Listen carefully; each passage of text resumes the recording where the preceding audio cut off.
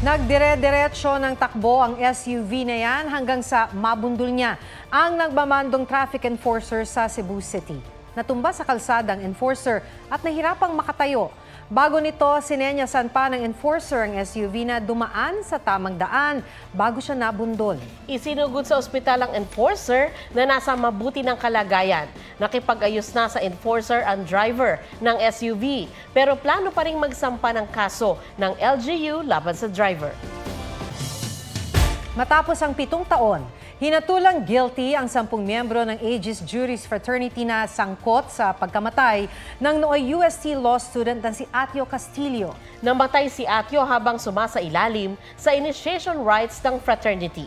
Sinentensyahan ang 10 fratmen ng reklusyon perpetua o hanggang 40 taong kulong para sa paglabag sa Anti-Hazing Law of 1995. Pinagbabayad din sila ng danyo sa pamilya Castillo. Hindi na nagbigay ng pahayag ang mga abogado at kaanak ng mga hinatulang guilty na naging emosyonal habang lumalabas sa korte. Ang mga magulang naman ni Atio gusto rin daw panargutin ang University of Santo Tomas na bigo raw ang eskwelahan na protektahan ang kanilang anak. Sagot naman ng Dean ng Faculty of Civil Law, laging nagpapatupad ang UST ng mga patakaran para sa kaligtasan at kapakanan ng mga estudyante, pero may mga individual umanong binabalewala ito. Tinitiyak din daw nila ang safe environment at pinagbubuti ang mga hakbang para di na maulit ang trahedya. Nananawagan ng hustisya ang nanay ng grade 11 student na nasawi sa Hain Nueva Ecija matapos umanong sumailalim sa hazing. Dumating na ang nanay ni Ren Joseph Bayan mula Qatar kung saan siya nagtatrabaho bilang OFW. Napilitan daw siyang umuwi agad dahil sa sinapit ng anak. Ayon sa Nueva Ecija Provincial Police Office, tukoy na nila ang 6 na nasa likod ng pagkamatay ni Ren. Pawang mga miyembro raw sila ng Tau Gamma Phi Fraternity. Hindi pa rin daw nakikipag-ugnayan sa pulisya ang fraternity. Batay sa investigasyon, hemorrhagic shock ang ikinamatay ni Ren dahil sa mga tama sa katawan.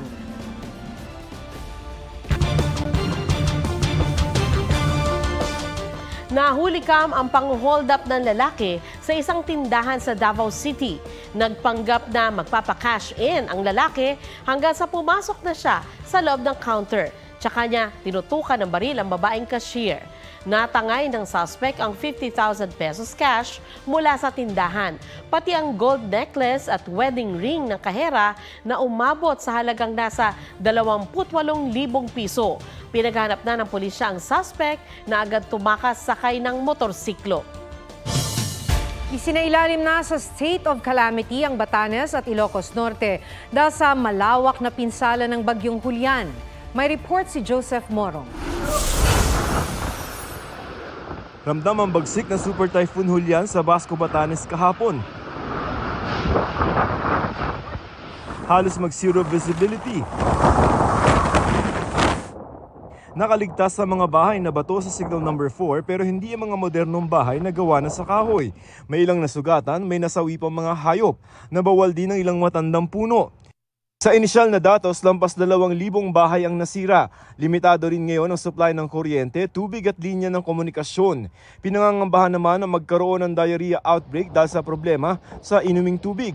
Ayon naman sa DSWD, sa oras na bumuti ang panahon, maghahatid sila ng mga nakapreposition na food pack sa Ibana, Uyugan, Itbayat at Sabdang. Pupunta rin ang GMA Kapuso Foundation para maghatid ng karagdagang tulong sa Batanes na isinailalim na sa state of calamity. Nagdeklara na rin ng state of calamity sa Ilocos Norte. Sa tala ng CDRRMO, mahigit 600 pamilyang inilikas sa Lawag City. Kabilang dyan ang ilang taga-barangay Gabo Norte kung saan may bumagsak na dike. Pinakamaraming population, mostly is Barangay 1. Then even ang infrastructure, ang pinakagrabe talaga is dito sa Gabo. We heard that may mga casualties tayo pero wala pang official report. Isa sa Batak, isa sa Paway, missing yon, and then isa dito sa Lawag City. Sa ilang bayan sa Ilocos Sur, pabugso-bugso pa rin ang malakas na pag-ulan. Ilang bahay sa Candon City ang binaha, habang sa ilang lugar hanggang bewang pa ang tubig. Nagka-mudslide naman sa bayan ng Santa. Sa Calasiao, Pangasinan, aabot sa 250 na bahay ang nalubog sa 3 talampakan na lalim ng baha. Sa Lagayan, Abra, 7 individual ang nasagip matapos matrap sa umapaw na Tineg River. Maayos na ang kanilang lagay. Kinailangan namang buhati ng isang naka-wheelchair na pasyente sa Bolinay, Abra dahil sa maputik na daan dulot ng landslide. May pagguhuri ng lupa sa Baguio Bontoc Road at Alab section sa Mountain Province. 2 bahay ang nasira sa landslide, maliban pa sa mga nadagan ng sasakyan. Joseph Morong nagbabalita para sa GMA Integrated News. Nagsimula na ngayong araw ang paghahain ng Certificate of Candidacy para sa mahigit 18,000 posisyon na pupunan sa eleksyon 2025. Sa tala ng GMA Integrated News Research, base sa datos ng COMELEC, iluluklok sa pwesto ang 12 senador. 317 district at party list representatives sa Kamara. Mahigit 900 posisyon sa mga probinsya kasama ang mga governor, vice governor at mga bokal o mga miyembro ng sangguniang panlalawigan. Halos 17,000 opisyal sa mga lungsod at bayan mula sa mayor at vice mayor hanggang konsehal. Sa unang pagkakataon naman, 65 posisyon ang iboboto para sa Bangsamoro Autonomous Region in Muslim Mindanao o BARM Parliament. Ang mga naghain ng kanilang COC sa day 1 ng filing sa report na ito. Bit-bit ang kanilang Certificate of Candidacy at iba pang requirements. Nagsidatingan sa Manila Hotel Tent City simula alas 8 ng umaga ang mga nais tumakbong senador at nominees ng party list organizations. Sa mga gustong tumakbong senador, kauna-unahang nag-file si Agri Party List Representative Wilbert Lee. Naghain din ng kanilang COC si David Chan, isang sustainability advocate. Ganon din ang nagpakilalang electrician at karpinterong si Alexander Encarnacion. Doktor at abogadong si Jose Montemayor na tumakbong Pangulo noong 2022. Naghain din ng kandidatura ang nagpakilalang dating guro na si Janice Padilla. Sinundan siya ng isang nagpakilalang law student na si Felipe Montealto. Sa mga re-election ni Senator, kasama sa unang naghain ng COC si Senador Francis Tolentino. Kakandidato rin si Daniel Magtira na nagsabing ilang beses na raw na-disqualify. Muli ring susubok sa pagkandidato si Happy Lubarbio. First time namang mag-file ng COC ng animal rights activist na si Norman Marquez. Nag-file naman sa ikalawang pagkakataon ang security guard na si Phil de los Reyes. Sinundan siya ng pag-file ng vlogger na si Mark Gamboa. Si Mig Katuran. Naghain din ng COC sina independent candidate Jose Jesse de la Calzada Olivar, independent candidate Joseph Tandi, at kinatawan ng Partido Maharlika Mahar Sahipas Sali. Pero hindi sila umakyat sa entablado para magpakilala sa media. Ang independent candidate na si Sunang Mona Di Tanongun. Ang last filer ngayong araw, ayon sa COMELEC, naging maayos ang unang araw ng filing ng COC maging sa mga lokal na posisyon sa iba't ibang panig ng bansa. Naghain na rin ng kandidatura ang ilang party list organizations. 15 nominado ng iba't ibang party list ang nag-file ng Certificate of Nomination and Certificate of Acceptance of Nomination ngayong araw. 20% ng kabuuang miyembro ng Kamara ay mula sa mga party list. Ang mga party list na makakakuha ng hindi bababa sa 2% ng kabuuang boto ay makakakuha ng tig-isang posisyon sa Kamara.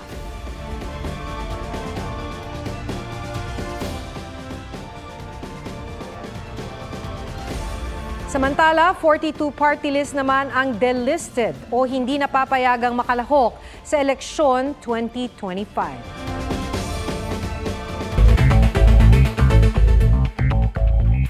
Mga jeepney driver na nag-viral ang banggaan sa kalsada, 3 buwang sinuspindi na LTO. Posible rin makansila ang kanilang lisensya kaya umapilang 2 tsuper. Ayon sa LTO, may pananagutan din ang mga jeepney operator dahil sa pagtanggap ng anilay mga reckless driver.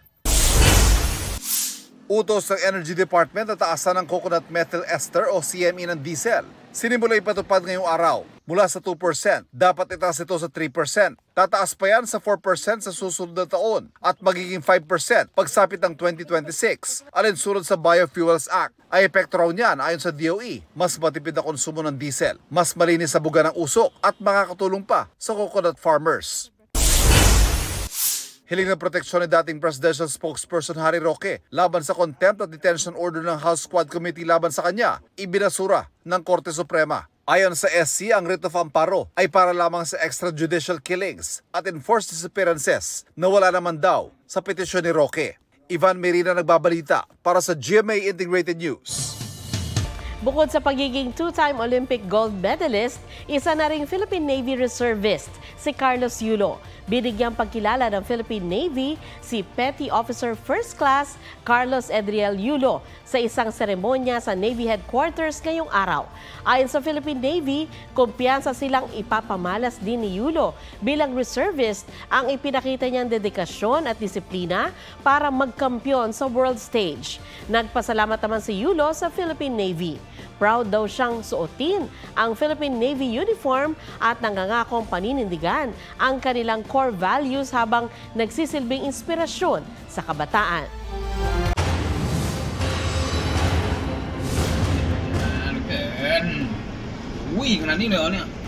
Mahigit 40 estudyante at guro ang sakay ng bus na yan nang bigla itong magliyab sa Bangkok, Thailand. Nasa field trip ang mga biktima nang mauwi ito sa trahedya.